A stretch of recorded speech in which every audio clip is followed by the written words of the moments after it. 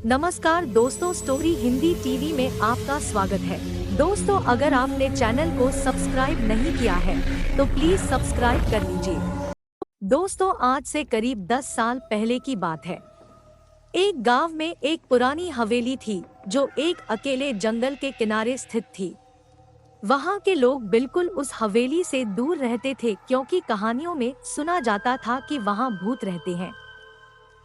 जंगल में अजीब सी आवाजें सुनाई देती थी और कुछ लोगों ने भूतों को भी देखा था, जिससे उन्हें वहां से बचकर चलने का डर होता था।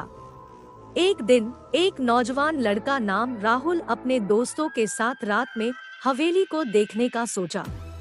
उसके दोस्तों ने उसे डराने की कोशिश की, लेकिन राहुल ने दिल से विश्वास किया कि भूत होते हैं या नहीं।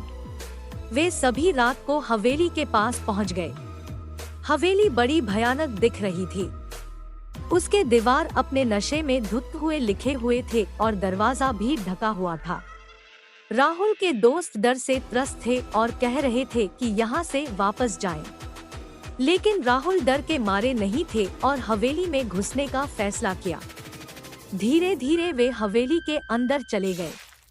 हवेली के अंदर एक अजीब सी चिल्लाहट सुनाई दी, लेकिन राहुल ने इसे नजरअंदाज किया और आगे बढ़ते गए। राहुल और उसके दोस्तों ने अनेक रूम देखे, जहां अलग अलग वस्त्र, पुराने सामान और रगड़ी छत सीने थे।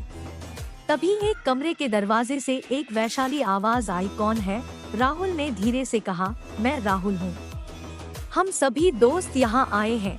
कमरे का दरवाजा खुल गया और वहाँ एक वृद्ध आदमी खड़े थे। वृद्ध आदमी ने राहुल का स्वागत किया और उन्हें अपने कमरे में बुलाया। राहुल और उसके दोस्त वृद्ध आदमी के साथ बैठे और उनसे बातें करने लगे। वे जानते थे कि वहां रहने वाले पुराने आदमी के नाम नीलम था। नीलम ने राहुल को बताया कि वह अपने बचपन से ही इस हवेली में रह रहे हैं और उन्हें अजीब चीजों का अनुभव होता रहा है। वह कहानी सुनाते सुनाते रात के अंधेरे में वहां की हवा भयानक लगने लगी।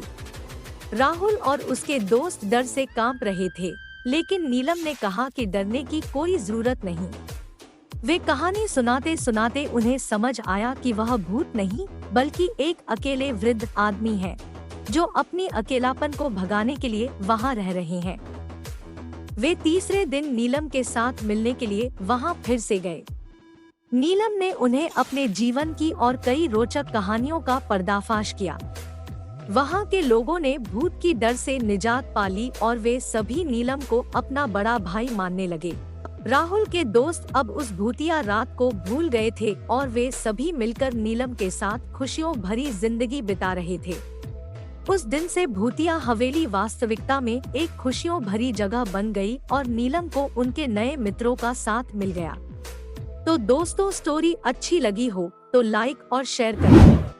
इसी तरह की अन्य स्टोरी के लिए चैनल को सब्सक्राइब करें। पूरी स्टोरी सुनने के लिए आपका बहुत बहुत धन्यवाद।